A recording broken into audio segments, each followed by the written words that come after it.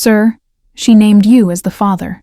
The words hit Salvatore Bianchi like a physical blow as he stood before the floor-to-ceiling windows of his penthouse office on the 63rd floor, overlooking the Chicago skyline. 6 months had passed since the ink dried on their divorce papers, 6 months of silence from Renata. The phone nearly slipped from his grip as the hospital administrator continued speaking about complications, premature delivery, and Renata's unconscious state. His empire of concrete and steel suddenly felt hollow beneath his Italian leather shoes.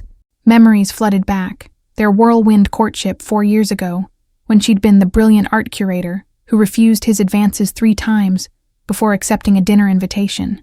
He remembered how her intelligence and fierce independence had captivated him in a world of sycophants. Their marriage had collapsed under the weight of his obsession with expanding his territory. Missed anniversaries replaced with expensive gifts, and late-night phone calls that pulled him away from their bed. He had chosen power over presence, watching her withdraw further with each passing month.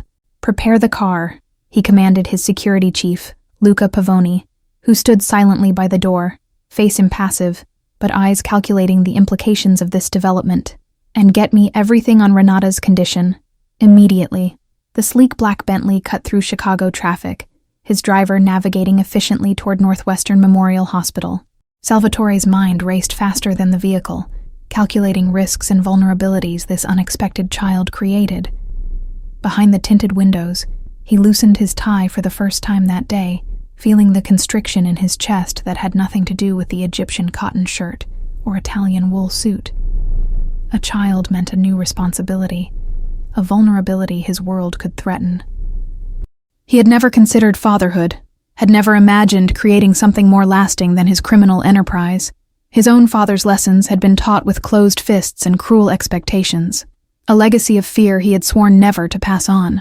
The last time he'd seen Renata had been in their attorney's offices, her eyes dry but hollow as she signed away her claim to his fortune in exchange for a clean break. She had wanted nothing from him but freedom, and he had granted it with the same cold efficiency with which he ran his business. As the hospital came into view, Salvatore hardened his expression into the mask his associates knew and feared. Whatever awaited him inside those sterile walls would be handled with the same calculated precision that had defined his rise in Chicago's elite circles.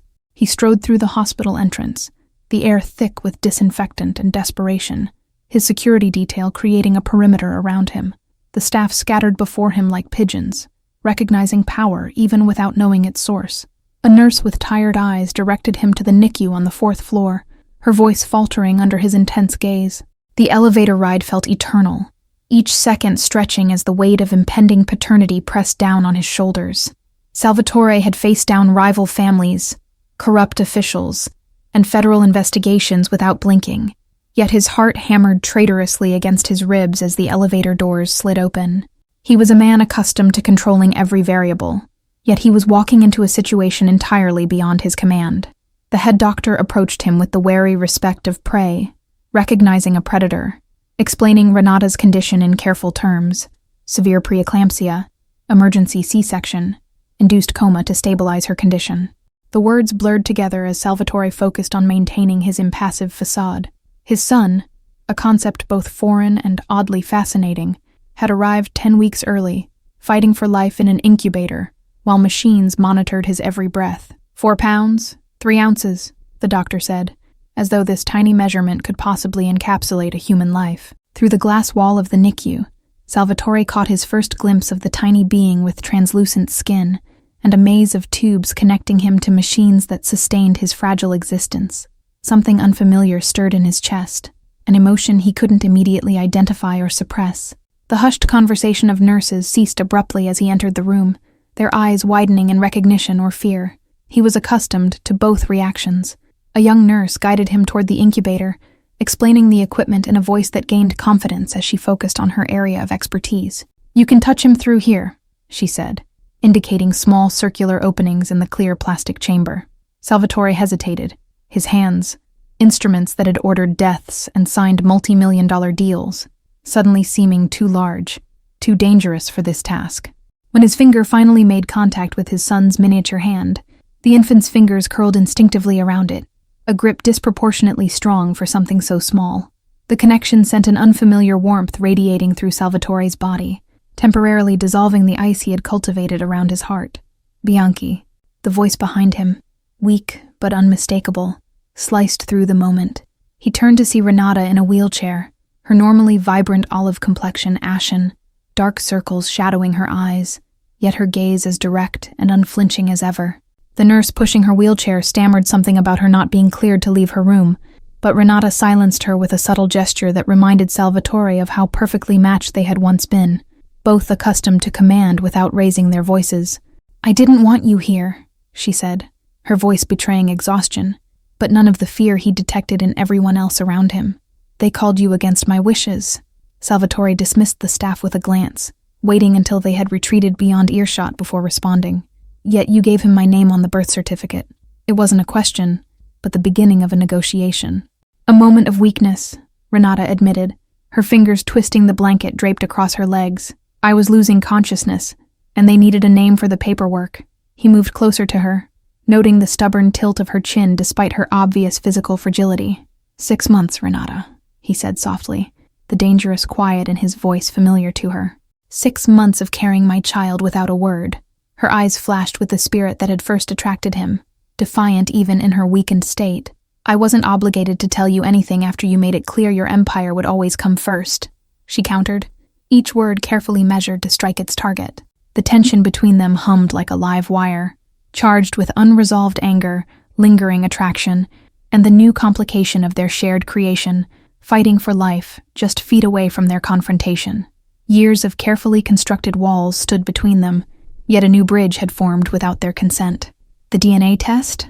he asked, reverting to practicality, though they both knew the answer was evident in the infant's features, the same strong jaw and olive complexion that Salvatore saw in his own mirror each morning.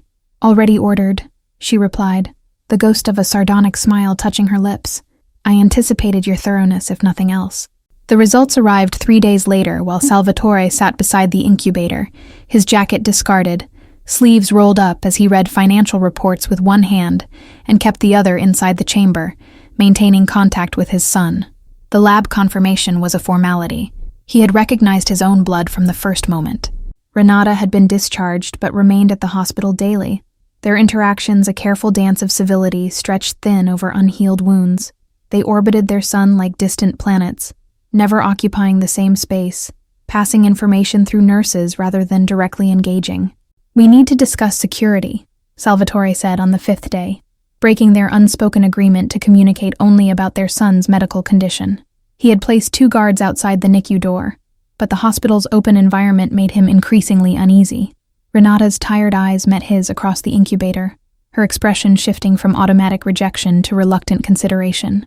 "Your enemies," she acknowledged, not a question but a statement of fact that had once been the background radiation of their marriage. The word enemies hung between them, encompassing rival families, federal agents, and ambitious underlings, a constellation of threats that had once been abstract to her, but now cast shadows over their premature son. Motherhood had made theoretical dangers viscerally concrete. "He needs a name," she said suddenly, changing the subject, yet moving their relationship incrementally forward. "The nurses keep asking, and baby boy Bianchi feels increasingly inadequate." Salvatore's family had traditions spanning generations, names passed down like heirlooms along with vendettas and territories. Yet looking at this fragile new life, he found himself reluctant to burden his son with the weight of the past. "Antonio," he suggested after a long moment, the name of neither his father nor grandfather, but of a distant uncle who had escaped the family business, creating art in Florence far from Chicago's blood-soaked streets. Antonio Paolo Bianchi. Something softened in Renata's expression, a recognition that surprised him. "You remembered," she said quietly, fingers lightly touching the incubator glass. "The gallery in Florence with the sculpture garden where I said I felt most at peace."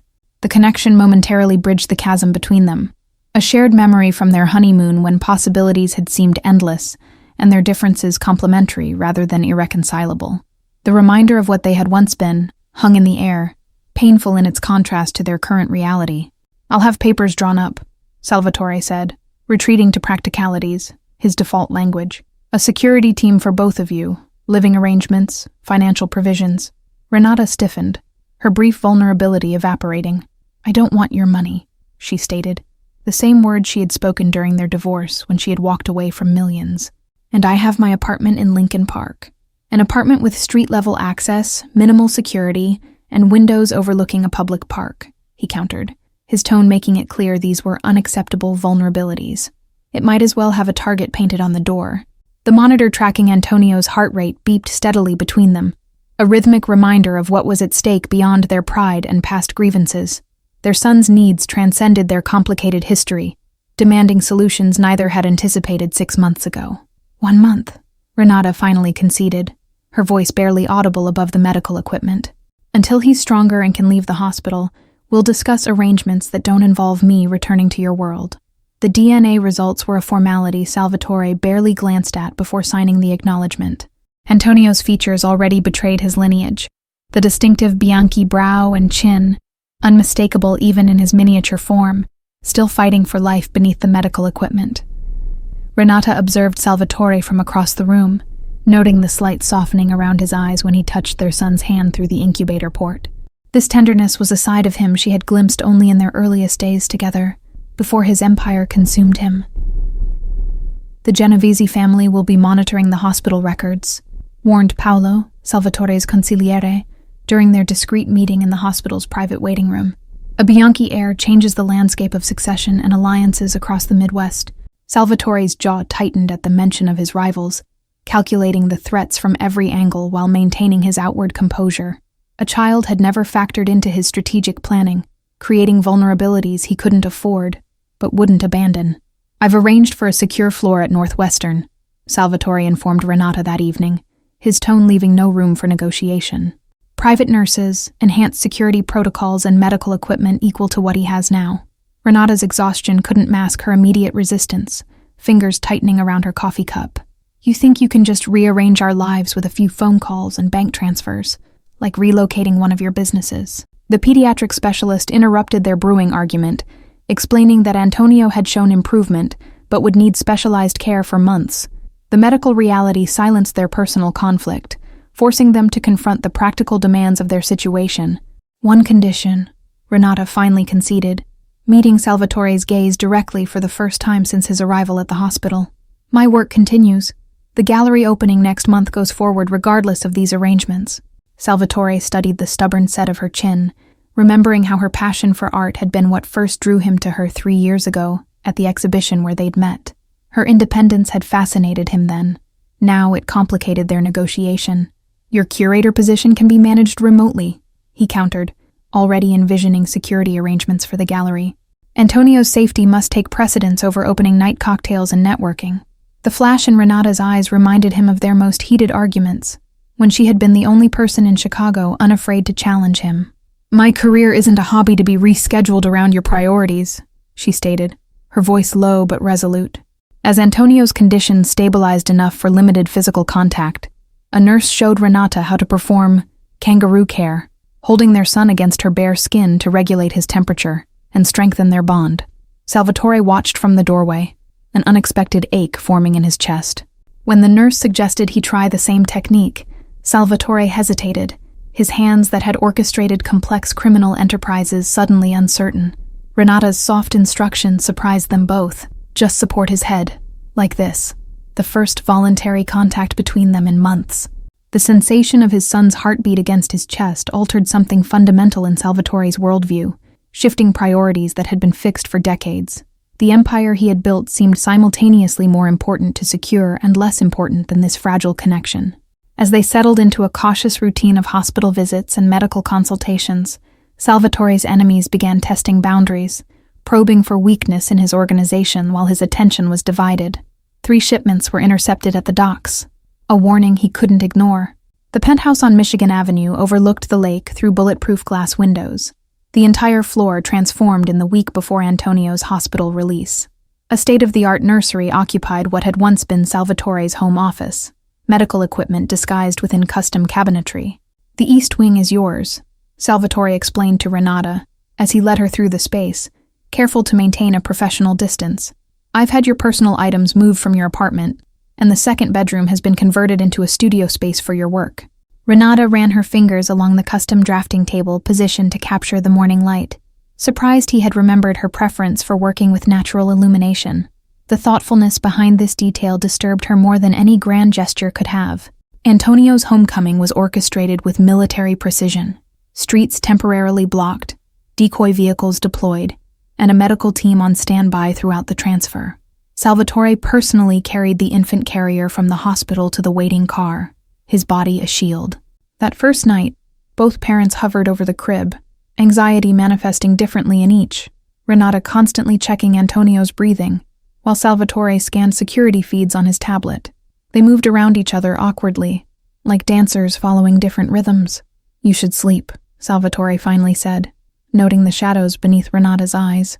"I'll take first watch." The phrase revealed his mindset, not babysitting, but standing guard, protecting his bloodline with the same vigilance he applied to his territories. The night established their pattern, an unspoken schedule of infant care divided between them, minimizing their direct interaction while ensuring Antonio was never alone. Their conversations remained limited to their son's needs, the past, a forbidden territory neither dared to explore. Renata's gallery opening approached, creating tension in their careful arrangement as she insisted on attending despite Salvatore's security concerns. Their negotiation over the event revealed how little had changed between them, her fierce independence clashing with his need for control. "You'll have 4 men inside, 2 outside, and I'll attend as your escort," Salvatore finally proposed, having calculated the risks and determined his personal presence would be the most effective deterrent to any threat. "Non-negotiable if you insist on going."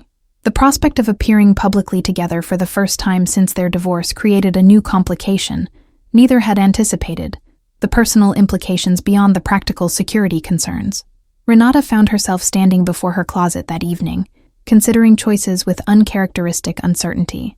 When she emerged in a sleek black dress that highlighted the curves still recovering from pregnancy, Salvatore's momentary silence spoke volumes. The physical awareness between them remained unchanged, despite the emotional distance they maintained through carefully constructed barriers. Antonio's first pediatrician visit became another choreographed security operation, with Salvatore's personal physician making a house call rather than risking exposure at a medical facility. The doctor's startled expression when the mafia boss carefully demonstrated the feeding technique he'd perfected betrayed his surprise.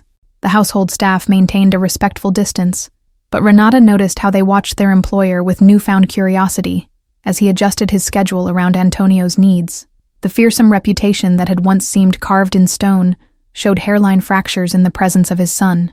During the 3rd week of their arrangement, Renata woke to find Salvatore in the nursery, speaking softly to Antonio in Italian. Not baby talk, but serious conversation about honor and choices, family legacies and fresh starts. The vulnerability in this unguarded moment made her retreat silently to her room. The territory they carved for themselves within the penthouse evolved with unspoken boundaries, shared spaces like the kitchen becoming neutral zones where they could briefly coexist without confronting the complicated emotions that simmered beneath their civil interactions. The first warning came disguised as a congratulatory flower arrangement delivered to the gallery opening, the card's message clear only to those who understood the language of threats. "Children make us vulnerable. Condolences in advance." Salvatore intercepted it before Renata could read it. His response was swift. A clear message was sent across the city's power structures, understood by all who needed to heed it. The evening news reported unrelated incidents, but the targeted precision of Salvatore's actions told a different story. Renata recognized the shift in security protocols immediately. Additional men positioned throughout the building, her scheduled appointments suddenly canceled, and Salvatore's increased presence in the penthouse rather than at his downtown office. Her artwork remained untouched on her easel, deadline approaching. "You can't keep us locked away indefinitely," she challenged him over dinner, the first meal they'd shared rather than eaten in separate rooms. "Antonio needs normality, not a fortress mentality that will shape his entire worldview." Salvatore's expression remained impassive, but his knuckles whitened around his fork. "The Genovese family doesn't issue empty threats," he stated, the rare mention of his business within these walls indicating the severity of the situation. "They see him as leverage against me." The security breach occurred during a scheduled staff change. The service elevator compromised by a maintenance worker whose background check had been flawless because his identity was fabricated. Renata was alone with Antonio in the nursery when the alarms silently triggered. She had only seconds to react, her maternal instinct overriding fear as she grabbed Antonio and moved to the panic room Salvatore had shown her during their first tour. The reinforced door sealed behind her just as footsteps approached down the hallway. Through the hidden security monitors, she watched 3 men methodically search the penthouse, their movements betraying professional training rather than common criminal opportunity. They focused immediately on the nursery, ignoring valuable artwork and electronics. Salvatore's arrival, 8 minutes later, transformed the penthouse into a scene of intense conflict, his controlled precision evident in the efficiency with which he and his security team dealt with the intruders. Ranata had never witnessed this side of him directly, had only known it existed in the abstract. When he finally opened the panic room door, blood spattered across his custom shirt. Salvatore's expression contained something Ranata had never seen before. Raw fear momentarily visible before his composure returned. Without speaking, he gathered them both in an embrace that surprised them equally. "You were right to come here immediately," he said later, after Antonio had been settled and the evidence of intrusion erased by a specialized cleanup crew. "Your instincts saved his life today." The attack forced a renegotiation of their arrangement, security concerns overwhelming their carefully maintained independence. For the first time since the hospital, they sat together for hours, analyzing vulnerabilities and possible solutions, their shared purpose temporarily bridging other divides. "We need to disappear," Salvatore finally concluded, making calls to prepare his rarely used property in Michigan, isolated on 100 acres of private woodland. 3 weeks minimum, until I can identify and eliminate the source of the leak. Ranata gathered essentials with practiced efficiency, prioritizing Antonio's needs, while noting how Salvatore methodically removed evidence of their destination from every electronic system.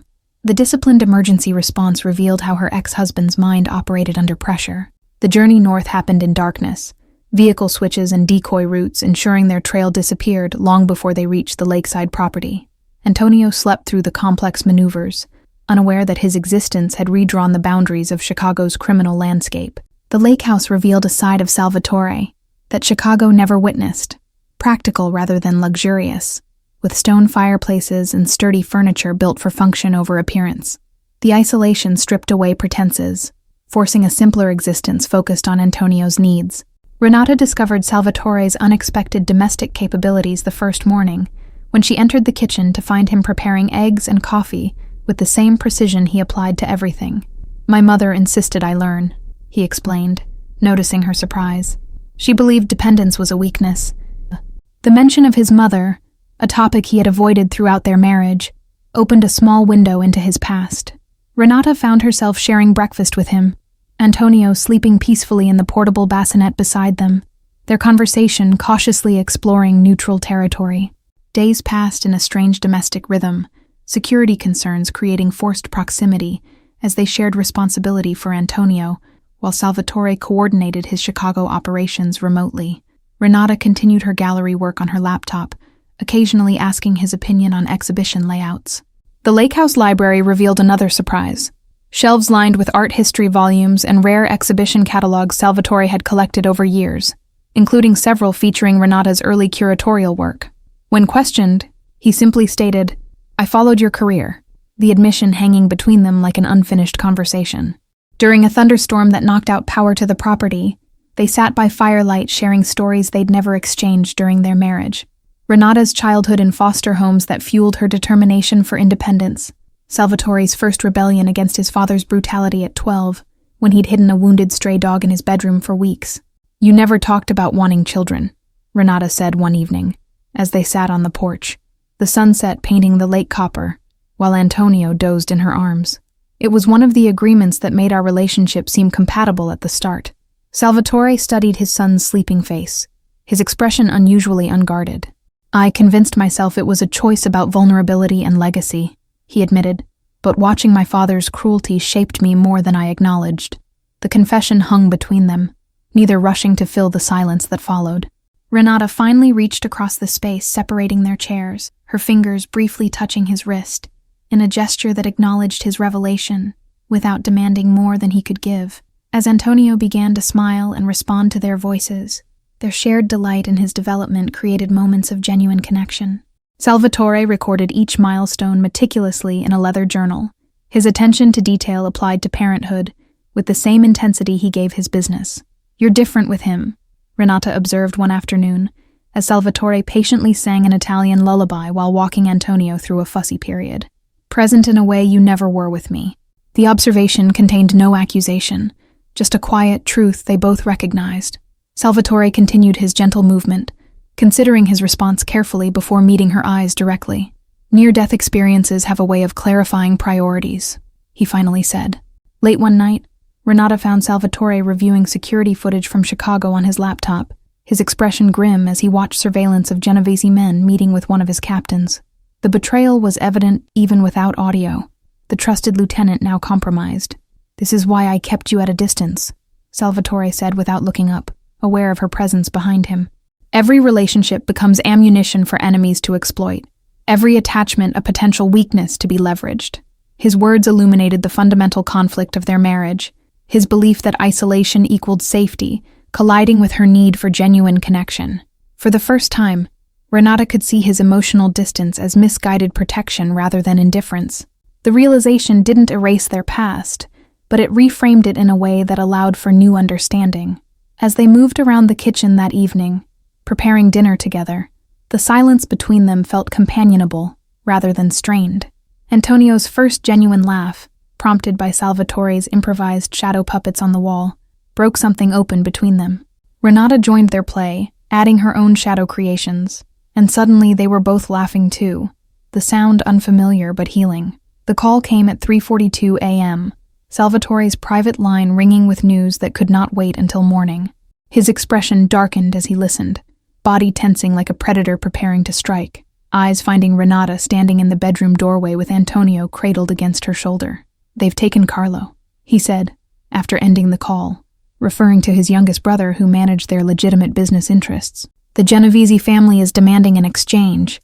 Carlo for information about our son. The calculated cruelty of targeting his brother, the only Bianchi untouched by the family business, a professor at Northwestern whose passion for mathematics had been encouraged rather than ridiculed by Salvatore, revealed how thoroughly their enemies had studied their vulnerabilities." Ranata watched Salvatore transform before her eyes, the man who had gently bathed their son hours earlier, vanishing beneath the calculated precision of a strategist, weighing options and outcomes. His fingers moved rapidly over his phone, activating contingency plans long established for such scenarios. "I need to return to Chicago immediately," he stated, already gathering essentials with practiced efficiency. "You and Antonio will remain here with Paolo and 4 guards. No communication, no digital footprint, complete isolation until this is resolved." When Ranata began gathering her own essentials, Salvatore stopped abruptly, confusion momentarily breaking through his tactical focus. "What are you doing?"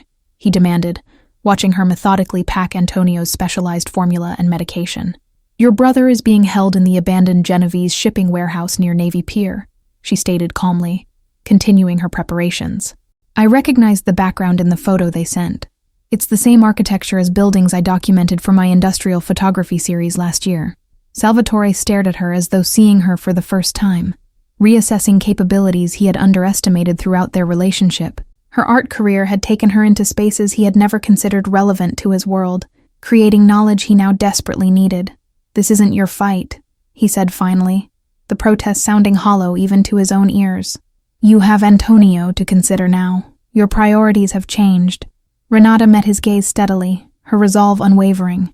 "Carlo tutored me in Italian when we first met, brought me soup when I had the flu, and never once treated me as an accessory to your power," she reminded him.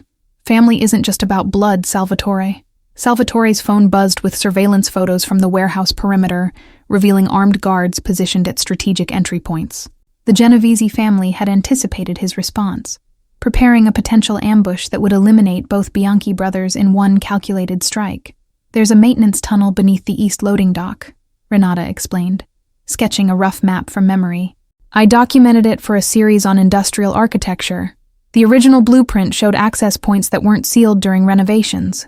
The realization that her artistic eye had captured details his security team had missed shifted something fundamental in Salvatore's perspective. Her gallery work, which he had once viewed as a charming hobby rather than serious profession, had unwittingly created intelligence more valuable than his paid informants. The journey back to Chicago happened under cover of darkness. Antonio left in the secure care of Salvatore's most trusted security detail, while they traveled with minimal personnel to maintain stealth. Renata's knowledge of the warehouse district provided access points unknown to Salvatore's men. "Why did you really leave?" Renata asked during the silent drive, the question that had remained unasked during their divorce proceedings. "Not the reasons you gave my attorney, but the truth." Salvatore kept his eyes on the road, knuckles white against the steering wheel as he navigated through the darkness. "Because I saw the path we were on," he finally answered, words forced out like physical pain. "My father destroyed my mother with this life, slowly, methodically, until nothing remained of her." The confession continued, words flowing as though a dam had broken within him. "You were becoming cautious, looking over your shoulder, checking your coffee before drinking it. Small things most wouldn't notice, but I saw her in you, the beginning of the same destruction." Renata absorbed this revelation in silence, reassessing their past through this new lens. The divorce she had experienced as abandonment had been, in his distorted view, an act of protection, tragically misguided, but stemming from something other than indifference. Their infiltration of the warehouse district utilized both their strengths, Salvatore's strategic mind paired with Renata's intimate knowledge of the architectural layout. They moved in silent coordination, communicating through gestures and shared understanding that transcended their years apart. They found Carlo bound to a chair in the central office, relatively unharmed but clearly shaken by his abrupt introduction to the violence that existed at the periphery of his carefully constructed academic life. His eyes widened at the sight of Renata alongside his brother. The successful rescue of Carlo without casualties or police involvement represented a turning point for both Salvatore and Renata. The shared danger had stripped away pretenses, forcing honesty about their capabilities and priorities in ways their marriage never had. Back at the penthouse, with Antonio safely returned from the lake house, they faced decisions that would determine not only their own futures, but the path their son would walk. The fragile peace between rival families had been irreparably damaged by the Genovese overreach. "I want something different for him," Salvatore admitted as they stood over Antonio's crib, watching their son sleep peacefully, unaware of the violence that had touched his extended family. Not this constant vigilance, not relationships defined by strategic value rather than genuine connection.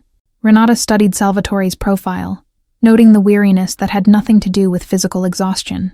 "Change doesn't happen through wishing," she said gently, challenging him without accusation. "It requires choices that may seem impossible from where you stand." In the following days, Salvatore spent hours in closed-door meetings with his consigliere and captains, emerging with decisions that sent shockwaves through Chicago's criminal hierarchy. Strategic territories were sold or transferred, legitimate businesses strengthened and expanded. "You're consolidating," Renata observed one evening, finding him surrounded by legal documents in his study. "Pulling back to essentials rather than expanding further." The handwritten ledger hidden behind Salvatore's primary accounting records revealed the truth of his operations. Territories being transferred to distant cousins, investments liquidated and moved offshore, criminal enterprises systematically dismantled while appearing outwardly unchanged to rivals. "My father measured power in blood and territory," Salvatore explained when he caught Renata studying the documents. "I've learned that true influence comes from making yourself necessary rather than feared. Financial systems, political connections, legitimate enterprises that can't function without you." The transformation had begun months before Antonio's birth, Salvatore admitted, triggered by witnessing the tragic consequences of a rival's downfall, particularly its impact on his family. That night had planted the seed that eventually flowered into his divorce. The realization that his lifestyle was incompatible with family, though he hadn't yet found the courage to completely abandon it. Salvatore nodded, rubbing exhaustion from his eyes. "Preparing for transition," he clarified, the admission significant in its implications. "My father built through conquest, but true legacy requires sustainability, legitimate power that doesn't depend on fear to maintain it."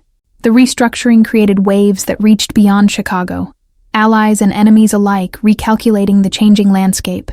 Salvatore's reputation for calculated ruthlessness made others wary of interpreting his actions as weakness rather than strategic evolution. "The gallery in New York wants to expand our partnership," Renata mentioned casually over breakfast, sliding a proposal across the table while maintaining eye contact. "It would mean traveling between both cities, establishing a permanent collection focusing on emerging Italian artists." The international dimension of her proposal aligned perfectly with Salvatore's evolving business model, creating legitimate reasons for their presence in Italy, where his family still maintained connections untainted by American legal scrutiny. The synchronicity of their independent planning surprised them both. "What are we doing, Salvatore?" Ranata asked directly, the question encompassing their co-parenting arrangement, their renewed proximity, and the unaddressed emotions that still lingered between them. "We're not married anymore, but we're not exactly divorced in any practical sense."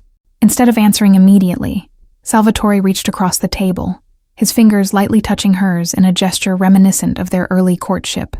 "We're finding a new way forward," he said simply, not returning to what failed, but not discarding what could still work. The honest acknowledgement of their incomplete separation created space for genuine evaluation. They began discussing terms for a future neither had anticipated, not reconciliation as much as reinvention, building something new from the foundation of shared parenthood and evolved perspectives. Antonio's first birthday celebration became a statement of their new direction. A small gathering at the brownstone Salvatore had purchased in Lincoln Park, away from the high-security penthouse that represented his former priorities. Family and close friends replaced business associates and obligatory connections. As they watched Antonio take his first tentative steps between them, Salvatore and Ranata exchanged a look that acknowledged how far they had come from the hospital NICU a year earlier. Their son's journey from fragile preemie to determined toddler mirrored their own path toward resilience. "I never asked what you want," Salvatore realized aloud as they cleared away birthday decorations after guests departed. "I've been reconstructing my world around what I believe Antonio needs, what might make co-parenting possible, but I haven't asked what would make you happy." Ranata considered his question while wrapping leftover cake, appreciating that he had finally asked, rather than presumed to know. "I want authenticity," she answered, meeting his gaze directly. "Not performances of domesticity or arrangements of convenience, but genuine presence." Salvatore absorbed her words, recognizing the fundamental complaint that had underscored their marriage's collapse. His physical presence had never been matched by emotional availability, his attention divided between her and the constant calculations his position required. "I'm learning," he acknowledged, the admission lacking his usual certainty. "When you left, I maintained control by convincing myself it was inevitable, that our worlds were incompatible by nature rather than by my choices." The conversation continued late into the evening, more honest than any they had managed during their marriage. Ranata described her loneliness within their relationship, while Salvatore confronted how his father's emotional absence had become the template he unconsciously followed. 3 months later, the New York gallery opening provided the perfect cover for their strategic expansion. Salvatore's legitimate import business partnered with Renata's exhibition of contemporary Italian sculpture, their professional collaboration a public face for deeper private changes. Antonio thrived in his new environments, adaptable in the way of children whose security comes from relationships rather than locations.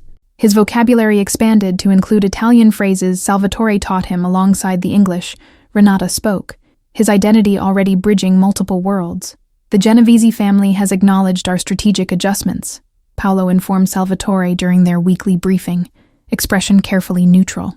"Their focus has shifted to Detroit since our reevaluation of certain enterprises. The strategic retreat from specific criminal operations had been calculated to reduce exposure while maintaining essential revenue streams.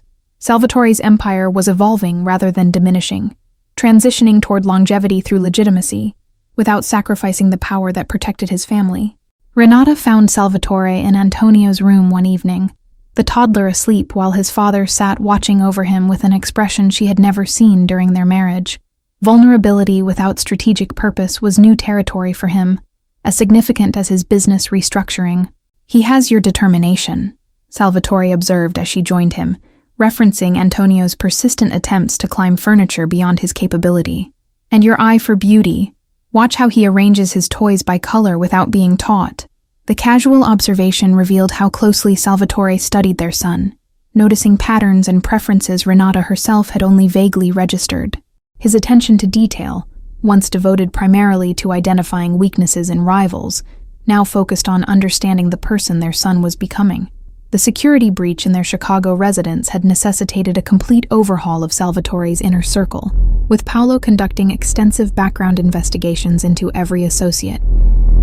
The betrayal had come from Angelo, Salvatore's childhood friend, whose gambling debts to the Genovese family had created an exploitable weakness. Their new security protocols operated on a need-to-know basis, with information compartmentalized even among trusted lieutenants. Salvatore had learned from corporate structures rather than traditional mafia hierarchies, implementing oversight systems that prevented any single person from possessing complete operational knowledge. The transition created natural attrition among old guard members, uncomfortable with legitimate business practices, allowing Salvatore to promote younger, education-oriented associates with skills in finance and technology. The organization was evolving generationally, preparing for Antonio to inherit something sustainable rather than constantly vulnerable to legal prosecution. "I've been offered a visiting curator position in Florence for the summer," Ranata mentioned, testing his reaction to potential separation after months of carefully reconstructed closeness. 3 months at the Uffizi, developing an exhibition on contemporary interpretations of Renaissance techniques. Instead of the possessive resistance she might have expected from the old Salvatore, he considered the opportunity from multiple angles before responding. "The Tuscan villa needs renovation before winter," he noted thoughtfully. "Antonio would enjoy exploring the gardens while the work is done." The assumption that they would function as a family unit during this international opportunity wasn't stated explicitly, but embedded in his response. Their relationship had evolved beyond formal co-parenting into something neither had anticipated when receiving that hospital call 18 months earlier. "Is this what you imagined when you signed our divorce papers?" Ranata asked as they stood on the terrace of their New York apartment, the city lights creating a private constellation around them. This strange new configuration that isn't quite marriage, but isn't separation either? Salvatore's laugh contained genuine amusement rather than deflection. "I imagined you free from danger and myself focused entirely on business," he admitted.